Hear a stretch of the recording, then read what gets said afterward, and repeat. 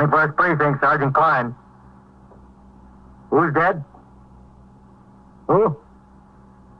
He was killed. Ah. Where is this? Where? 88 East what? East 70th? Who is this calling? You are in the muster room at the 21st Precinct, the nerve center. What? A call is coming through. You will follow the action taken pursuant to that call from this minute until the final report is written in the 124 room at the 21st Precinct. All right. Just stay right where you are.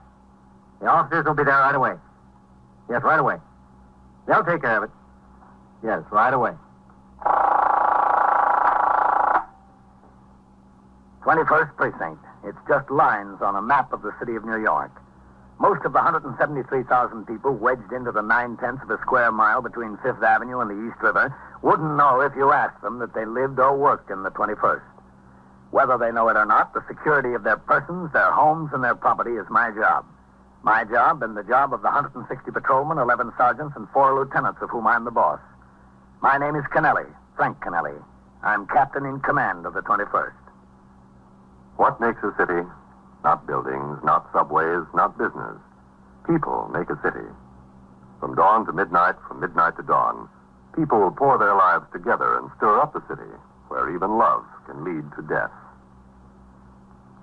I was working my 8 a.m. to 6 p.m. tour. When I arrived at the station house, I signed the blotter and read over reports and communications that had accumulated since I went off duty 24 hours previously.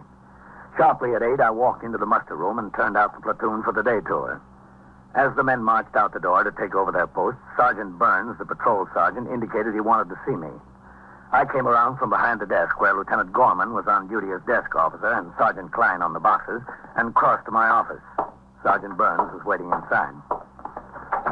Morning, Captain. Hello, Sergeant. Well, what is it? Balney went sick this morning, Captain. Yes, I noticed it on the roll call. What about it? Well, he's been riding in Sector Car 2 with Warren. Yes, I know it. Listen, what's this UF-61 here? It says a radio stolen from a parked car. What kind of radio? And where was the car parked? I can't sign a report like that and send it on to division. Was that on my tour, Captain? Yesterday, yes. Don't you look these things over before they're written up? How did he get by you? Whose is it? Parker. Check his memorandum book and see if he's got the facts himself. If he hasn't, get on his tail. Yes, sir. All right. What about Bolney? Well, he's been riding as a recorder in Sector Car 2 with Warren. Yes? I noticed they hadn't been getting along so well together, always scrapping about who's going to take what pinch and so forth. No complaints to me, but I could see this had been going on. I warned them that I'd split them up if they didn't knock off. Well, it kept going on. After the tour yesterday, I told them I was going to put them both on fixed posts today. And Bolney went sick this morning? Yes, sir. Well, how about Warren? He's swinging. You think Bolney's malingering? He looked all right yesterday afternoon, Captain. Did he? Yes, sir. Sergeant Klein. Sergeant, get me the reserve surgeon, will you? Yes, sir. Captain, looks like we've got a bad homicide. Where? The boy's hopping, Captain. I got 4 or 5 calls. All right, I'll be out. Says it looks like we've got a bad homicide. Where's that? I don't know. The board's jammed up. That's right, 88 East 70th. Right. That's all we know about it. Call came through CB. I caught it on the air. Okay. I'm sorry, Captain. That's all right. What do we got? It came over the air as a Signal 32 ambulance responding. I rang down to CB and they told me a woman called in, the maid apparently. She got to work this morning and found the lady's body. Homicide for sure? She was a little hysterical, that's what they gathered. No name? No, sir, not yet. Well, did you notify the detectives? Yes, sir, just now. That's the press again. They've been burning in here since the call was put out. 88 East 70th, that's the good address. 21st Precinct, Sergeant Klein. Let's take a ride over there, Morley. Yes, sir. Look, you know as much about it as we do. Call didn't even come through here. The detectives are just now on the way. I just know I about gave instructions to the desk officer to reach the surgeon on reserve by telephone with a request to visit the home of Patrolman Bolney, who reported sick under circumstances which indicated he might be attempting to evade disagreeable duty. Then with Sergeant Burns, I drove to 88 East 70th Street, the scene of the reported homicide. The house was a 4-story white stone mansion built early in the century and converted within the last 10 years to an apartment building, 1 apartment on each floor.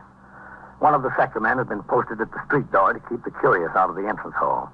He told us the occurrence did, in fact, appear to be homicide. We went inside and took the small self-service elevator to the 3rd floor. The door to the apartment was standing wide open. The place was magnificently furnished. There were thick wall-to-wall carpets. I went over to talk to the maid who sat on the living room couch.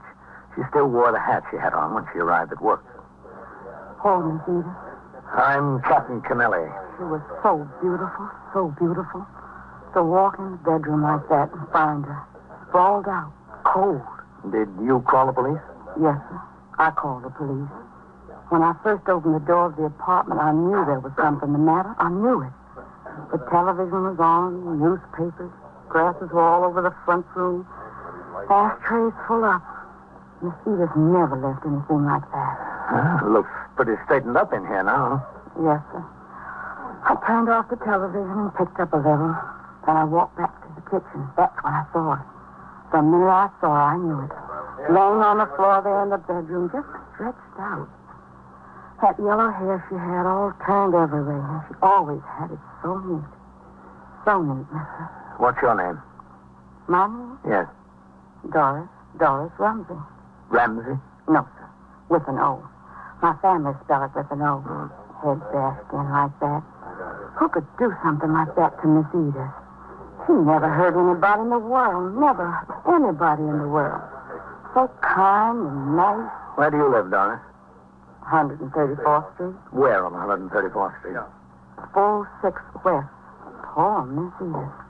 Poor sweet little thing. Excuse me, Captain. Never hurt Yes? nobody. Ambulance Nobody. crews here. Only Oh, well, you better good. keep them out in the corridor. The fewer people walking around in here, the better. Yes, sir. I'll tell them. Her name was Edith Camden? Yes, sir. Edith can. Yes, sir. Mm-hmm. Does she have any family? No, sir. No family. At least not in New York. She comes from Texas. She's got brothers in Texas. 2, I think. Poor, sweet little girl. So sweet. She must have been pretty well off to live in an apartment like this. Did she live here alone? Yes, sir. All alone. She wasn't married. No, sir. Was she ever married? No, sir. Not that she told me. Did she go to business? What do you mean? Well, I mean, did she have a job or anything like that? Oh, no, sir. Not Miss Edith. Well, what did she do? She had a friend, Captain. Oh. Hello, Captain. Oh, hello, man. Doris, this is Lieutenant King. He's in charge of the detectives who'll take over this case. Yes, sir. You tell him everything he wants to know. Yes, sir. Poor Miss Edith. I don't know what I'm going to do without her. I couldn't work for nobody else. Nobody else. Where is it, Captain, in there? Yeah. Let's take a look. You sit here, Doris, all right? Yes, sir. It's all right. I'm not going no place.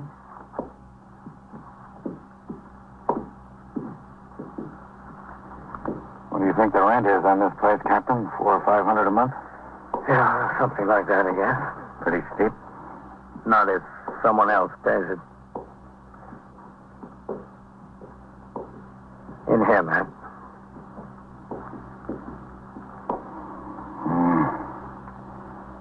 Pretty dress she was wearing.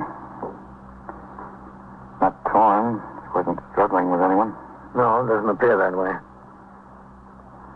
That's what she was hit with, I guess. What is it, do you think? I don't know. Looks like a fire tool to me. Hmm. Who was she? What did she do, do you know? She didn't do anything. She had a friend. No. Well, the tabloids are going to have a field day with this one. Made to order for them. It sure is. There's all the elements. A mystery, a blonde, and Park Avenue. Yes, sir. Too bad she's not around to read about it. The call had come in at 6 minutes after 8 a.m. It was now 8:25. At the moment, little more was known about the case than what we could see. A striking blonde named Edith Camden was dead from a blow across the base of the skull in the bedroom of her apartment just off Park Avenue. Within minutes, the apartment began to fill up with specialists and experts. Detectives from the Manhattan East Homicide Squad arrived to work with detectives from the 21st Squad. As required, the chief medical examiner and the New York County District Attorney were notified. Latent fingerprint experts and a photographer from the police laboratory were summoned. Superior officers of the detective division, who had been notified in accordance with the manual of procedure, began to arrive on the scene. At 10 minutes before 9, when I left the apartment, the investigation was well underway. I instructed Sergeant Burns to have his men resume patrol as soon as possible. On the street, a considerable crowd had gathered. The press was out in force.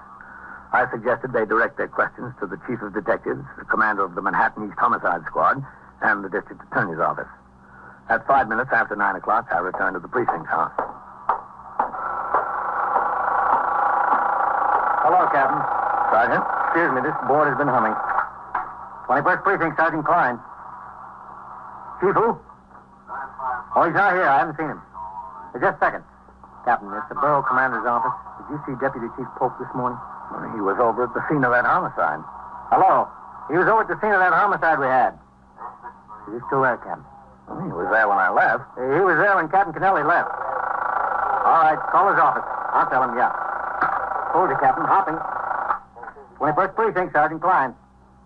Listen, Coley. Somebody called in here and said there was a bus stop stanchion in the second floor hall of 622 East 64th. Well, how should I know? Some drunk must have carried it in there during the night. Walk over there and take a look. Yeah. All right. How should I know how the stanchion got my call? Did you hear from the surgeon on reserve, Sergeant? No, sir, not yet. How's this homicide look? Pretty heavy, Sergeant. Well, that's all we need around here now. Another Lonergan case. What else is doing, Sergeant? A car struck a pedestrian on Lexington Avenue in 60th. Bad? The man got up and walked away from it. Then he decided his back hurt and he went into Metropolitan. Did we hold the driver? No, sir. The man walked out from between two parked cars and right into the side of the automobile. Just given a summons for faulty brakes. 21st Precinct, Sergeant Klein. The detectives are all out. Can I help you? Well, that's what the detectives are all out on, that homicide. No, I don't know anything more about it. Okay. You're welcome. Some guy from the journal. You'll have that all day, Sergeant. You might as well be ready for it. I know. What's it look like, Captain? What do you mean?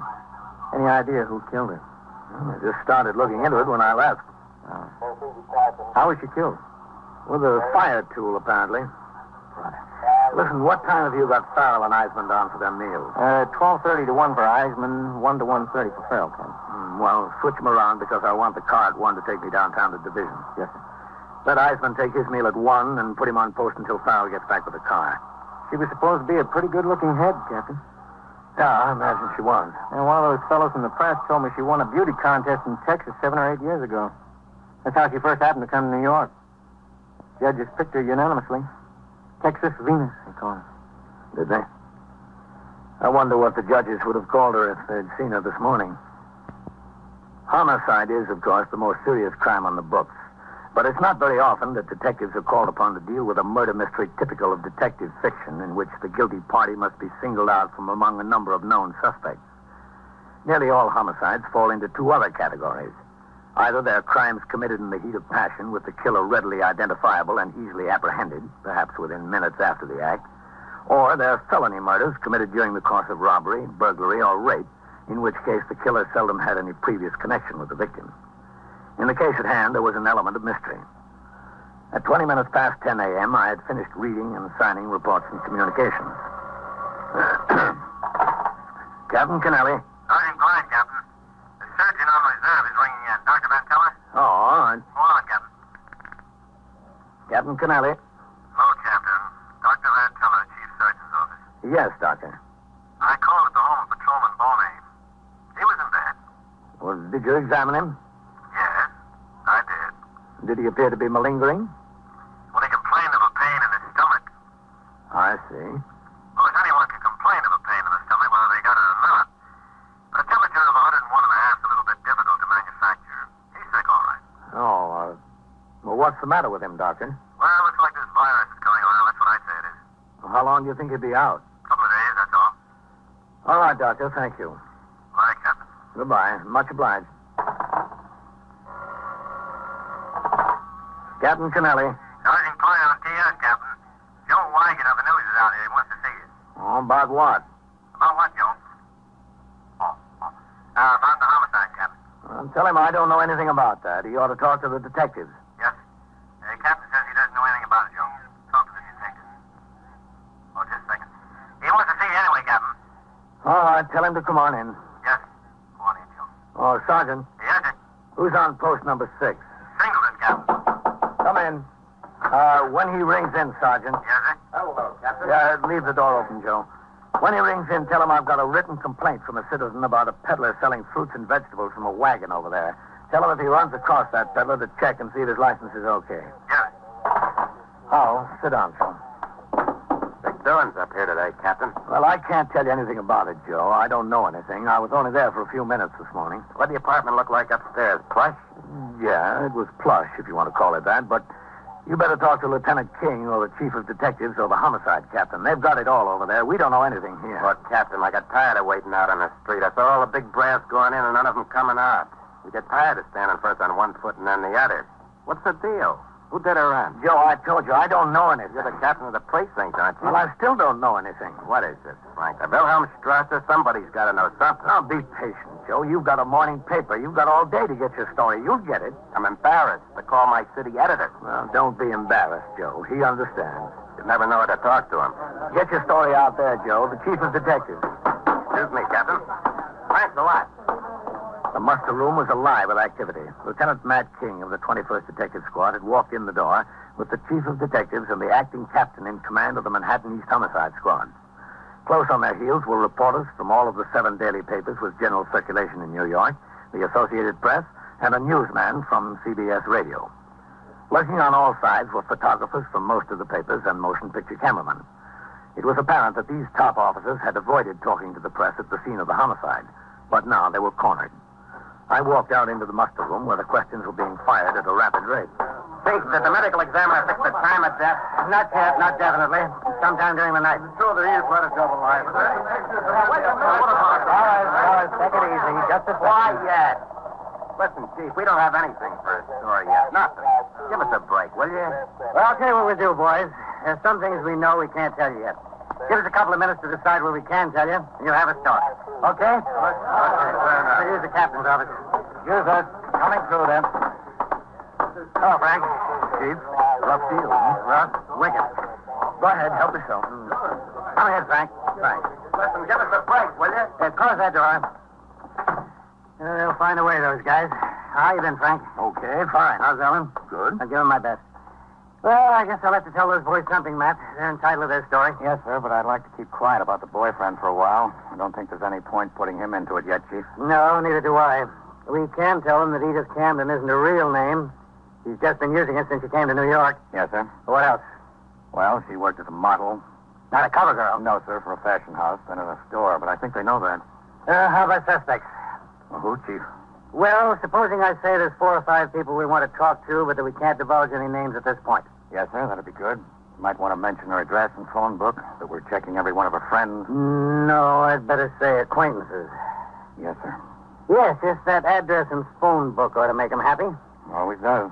30 detectives assigned to the case. How's that? Fine. They want to know if there was any evidence of her being killed by a burglar or someone who entered the apartment with criminal intent. I think you can tell them that the place wasn't broken into, Chief. Okay. Want them to let them talk to the maid, Matt? I think all they'll want is pictures of her. We can go that far. All right. Guess that about does it. Frank, let's get together some night, huh? Oh, I'd be glad to, Chief. I'll tell Mary to call Ellen and set it up, okay? Fine. Okay, Matt. Show me to the wolves. Yes, sir. How about it, Chief? All right, fellas, give him a chance. Give him a chance.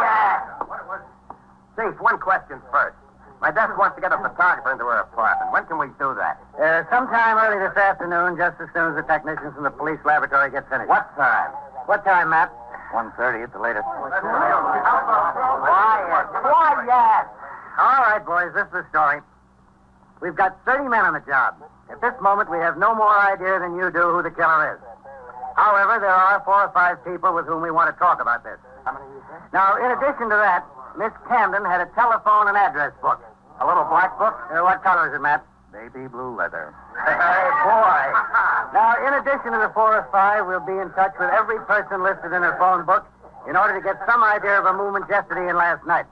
As I told you before, the ME's office has not yet reported So the press finding had in their regard to story. the time of death. All that could But I be can tell you divulged this. without hindrance to the investigation was given to them. In a few minutes, the reporters hurried out of the precinct house to find telephone. The chief of detectives and the acting captain of the homicide squad went upstairs to the 21st squad with Lieutenant King. Within an hour, both had left the precinct house. Now started the real work of the homicide investigation. Detectives of the homicide squad teamed off into pairs with men of the 21st squad to work as partners until the crime was cleared. At 1:30, the car came by the station house to take me to 6th Division headquarters, 160 East 35th Street, for a conference with the division commanders. While I was out of the precinct, a well-dressed graying man in his late 40s was brought in by Detectives Whitey Howard of the 21st Squad and Edward McInerney of the Manhattan East Homicide Squad. They took him directly upstairs to the 21st Detective Squad.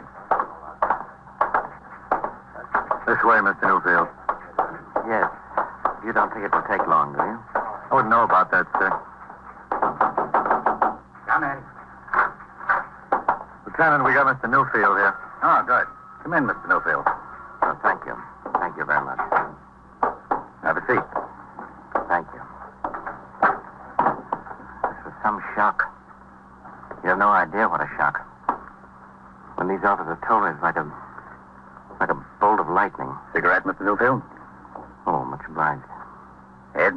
Whitey? Thanks, Lieutenant. Thank you. I'm Lieutenant King. How do you do? You know what this is all about, don't you, Mr. Newfield? Yes, I suppose so. Is Walter Newfield your full name, sir? Walter Crane Newfield. And where do you live? I have a home in Westchester. Where in Westchester? Winslow Park.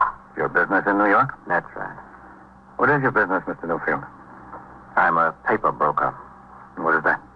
I act as broker for mills in selling paper to printers and publishers. I see. Do you commute to New York every day? Every weekday, yes. You married, Mr. Newfield? Yes. For how long? 19 years. Any children? Two. Two girls in high school, 15 and 17. You were acquainted with Miss Camden? Yes. For how long? Oh, I don't know, 3.5 years, I suppose. What can I do with this? I really don't feel like smoking. No. Here. Thank you. How well acquainted, Mr. Newfield? Oh, quite well. Did you see her frequently? Yes. How frequently? 2-3 times a week. Ever oftener? Yes, sometimes. At her apartment? Yes, there, and we'd go out to the theater and clubs together. Was that her apartment, Mr. Newfield? She lived there, yes. I know she lived there, but who paid the rent? Well, I imagine she did. Who gave her the money? Well, I don't suppose there's any use of denying the fact that Edith and I were very close. My wife and I hadn't gotten along for years. Someday I hope to marry Edith. That's the way it is. I couldn't help it. A man needs some sort of life. You paid the rent? Yes. When did you last see her, Mr. Newfield? The night before last. You didn't see her yesterday? No. No, last night? No. Were you in New York yesterday? Yes. Where? I was at my office until 5:15. And then? I went to Grand Central, took the 5:34 home. To Winslow Park? That's right. Was your wife at your home in Winslow Park? No. Where was she? She and the girls are in Cape Cod for a month. Was anyone at your house in Winslow Park besides you? No, I was all alone. Did you see anyone you knew on the train? Well, I think so, Lieutenant, yes. Who? Well, I don't recall at the moment. I have to think about that. Sure, go ahead. Think about it, Mr. Newfield. Lieutenant, I know this can't help coming out. This whole thing is bound to get in the papers. I don't care about myself or what anybody says about me, but those two young girls of mine, this is going to be terrible on them. Just terrible. It'll be worse on them, Mr. Newfield, if you continue to tell us lies. Well, I haven't told you any lies. Just said you didn't see Miss Camden last night. That's a lie, isn't it? No, it isn't. Said you were home in Winslow Park last night. That's also a lie. We know you never left New York. How about the truth, Mr. Newfield? How about the truth? Well, I don't know what to say. I don't know what to do. I haven't had time to think. I have nothing in the world but those two girls. Please think of them. That was your job, Mr. Newfield. I've got mine. The interrogation of Walter Crane Newfield continued. So did my conference at division headquarters. It finally broke up at 3 p.m. Patrolman Farrell drove me uptown to the 21st. I instructed him to pick up his partner and resume patrol. He drove away, and I walked up the steps and into the muster room. 21st Precinct, Sergeant Klein. All right, 17. Hello, Captain. What's doing, Sergeant? It's nothing like this morning, sir. That's good. Where's Lieutenant Gorman? I'm filling in for him, Captain. DA's office called for him to come down in a hurry. Yeah? A burglary case went to bat this afternoon, which he made the arrest when he was a sergeant in the 64th last winter. Well, this is a fine time to let us know, isn't it? Well, the boy was going to take a plea, but he decided to stand trial at the last minute. Oh. All right. Stand right up at the desk there, would you please? Here. Okay, Whitey, book him in. Yes, sir. Just a second. Hello, Matt. Captain. Walter Train Newfield. Matt? Yes, Captain? What's this? That homicide. Middle name is C-R-A-N-E. Train? Is that right? Yes, that's right. Oh, that's fast work. He got twisted up in his own lies. N-U-F-F-I-E-L-D.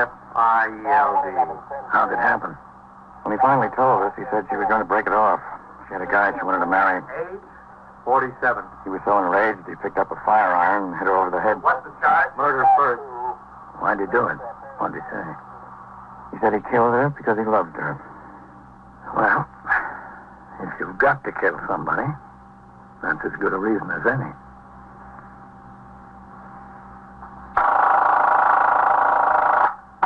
First Precinct, Sergeant Klein. Stole your what? Your safe. Where is it? And so it goes. Around the Well, clock, like- through the week, every day, every year. A police precinct in the city of New York is a flesh and blood merry-go-round. Anyone can catch the brass ring. Or the brass ring can catch anyone. 21st Precinct, a factual account of the way the police work in the world's largest city, is presented with the official cooperation of the Patrolmen's Benevolent Association, an organization of more than 20,000 members of the Police Department, City of New York. Everett Sloane in the role of Captain Kennelly, Ken Lynch as Lieutenant King. Featured in tonight's cast were Lawson Zerbe, Wendell Holmes, George Petrie, Joseph Julian, Frank Reddick, Eric Dressler, and Rosetta Lenoir. Written and directed by Stanley Niss, produced for CBS Radio by John Ives. Art Hanna speaking.